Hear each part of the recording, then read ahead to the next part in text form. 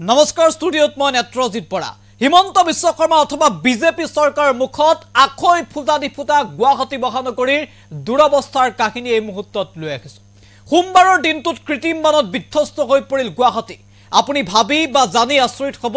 যে গুৱাহাটীত নিশা ৩:৩:৩ বজা পৰ্যন্ত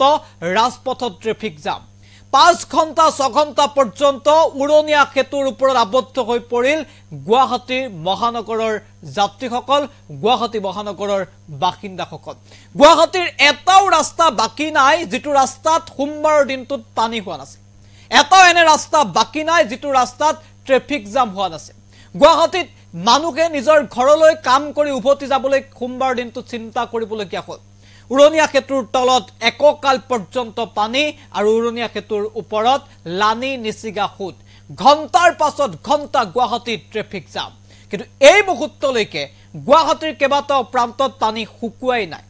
গুৱাহাটীৰ ৰাইজ ওলাই আহিছে জনতা ওলাই আহিছে আৰু গুৱাহাটীৰ মানুহে যি দুৰ্ভোগ ভুগিলে সোমবাৰৰ দিনটোত তাৰ পাছত এই পৰ্যন্ত মৌন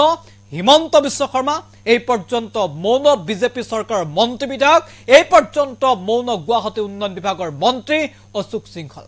এবাৰো বানপানী চাবলৈ ৰাজপথলৈ নগল মুখ্যমন্ত্ৰী এবাৰো বানপানী চাবলৈ ৰাজপথলৈ নগল গুৱাহাটী উন্নয়ন বিভাগৰ মন্ত্ৰী গৰাকী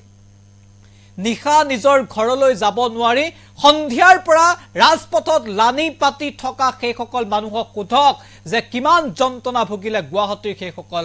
বাসিন্দাই গুৱাহাটীত থকা লোকসকলৰ বাবে সোমবাৰৰ দিনটো একেবাৰে সুখকৰ নহল তাৰ পাছতে প্ৰশ্ন উঠিল যে ৩ বজা পুৱতি নিশা ৩ বজা ৪ বজা পৰ্যন্ত যে গুৱাহাটীত ট্ৰেফিক জাম হ'ল গুৱাহাটীত যে কৃত্ৰিম বানৰ বাবে এক প্ৰকাৰ বিধ্বস্ত হৈ পৰিল গুৱাহাটী মাত্ৰ ৩ ঘণ্টাৰ বৰষুণত গুৱাহাটীত জলমগ্ন হৈ পৰিল তাৰ বাবে জগৰীয়াকৈ ইমান দিনে এখন চৰকাৰে বিগত দুটা টাৰ্ম ইতিমধ্যে সম্পূৰ্ণ হ'বলৈ গৈ আছে ৫ বছৰ সৰ্বানন্দ সোণোৱালে চৰকাৰ চলালে এতিয়া হিমন্ত বিশ্ব শৰ্মাৰ প্ৰায় ৩ বছৰ হ'ল আৰু সেই হিমন্ত বিশ্ব শৰ্মাৰ সৰ্বানন্দ সোণোৱালৰ দিনত বিজেপিয়ে গুৱাহাটীৰ বাবে কি কৰিলে কেৱল মাত্ৰ ফ্লাইঅভাৰ নিৰ্মাণ কৰি কেৱল মাত্ৰ ফ্লাইঅভাৰৰ পিছত ফ্লাইঅভাৰ নিৰ্মাণ কৰি চমক সৃষ্টি কৰাৰ বাহিৰে যে একোৱে নকৰিলে তাৰ প্ৰমাণ মাত্ৰ কিছুদিন পূৰ্বে নলাত পৰি এটি শিশুৰ মৃত্যু হ'ল কিন্তু এইখন চৰকাৰ একেবাৰে মৌন হৈ থাকে কেৱল মুখ্যমন্ত্ৰীয়ে ঘৰলৈ গৈ খবৰ ললে আজি কৃত্ৰিমবান হ'ল এই পৰ্যন্ত মৌন হৈ আছে চৰকাৰ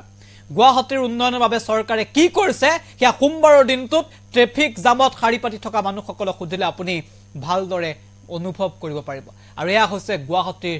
নমুনা আৰু এই গুৱাহাটীৰ নমুনা বা গুৱাহাটীৰ কথা কৈ শেষ কৰিব নোৱাৰি এখন চৰকাৰে আজিলৈকে যে কৃত্ৰিম বান নিয়ন্ত্ৰণৰ বাবে একোৱে কৰা নাই একোৱে যে কৰিব পৰা নাই এটা ব্যাগুম গুৱাহাটী উন্নয়ন বিভাগ যে এনে আছে সেয়া সোমবাৰৰ দিনটোত জল জল পটপটকৈ স্পষ্ট হৈ পৰে আৰু এই সমূহ দৃশ্যই নিশ্চিতভাৱে প্ৰমাণ কৰিছে যে এতিয়াও দুৰ্ভোগ ভুগিছে গুৱাহাটীৰ সৰ্বসাধাৰণ জনতাই এটা বিশেষ দৃশ্য আপোনালোকৰ এই মুহূৰ্তত আগবঢ়াইছো